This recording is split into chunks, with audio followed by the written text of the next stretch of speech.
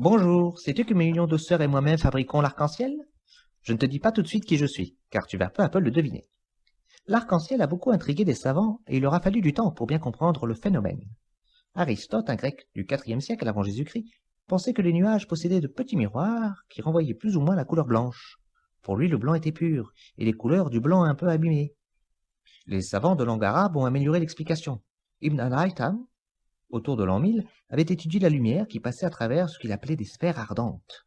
C'étaient des sphères de verre qui concentraient les rayons lumineux et pouvaient enflammer des objets, comme le fait une lentille de verre ou une loupe. Ibn al-Haytham avait ainsi remarqué que la lumière est déviée selon des angles bien précis quand elle traversait ces sphères. À la même époque, Ibn Sina comprend que ce sont mes sœurs et moi qui fabriquons l'arc-en-ciel. Mais c'est Al-Farisi qui va le plus contribuer à l'explication, en faisant des expériences. Il reprend les sphères ardentes d'Al-Haytham, mais il s'intéresse seulement aux rayons lumineux qui se dirigent vers l'œil d'un observateur situé entre le soleil et la pluie. Il fait aussi des essais avec des sphères remplies d'eau.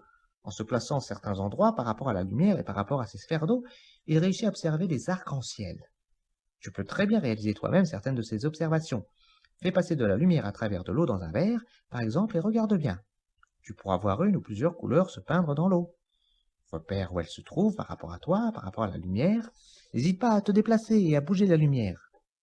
Et si tu vois plusieurs couleurs, compare-les. Ensuite, si tu vois des arcs-en-ciel dans la nature, compare leurs couleurs à ce que tu as vu précédemment. Regarde où se trouve le soleil, l'arc, par rapport à toi. Et comme Al-Farisi, tu seras convaincu que je suis la grande responsable des arcs-en-ciel. Je pense que tu as deviné maintenant qui je suis. Je suis formé d'eau, je suis toujours là quand il pleut, j'ai une forme assez proche de la sphère. Et oui, je suis une goutte d'eau.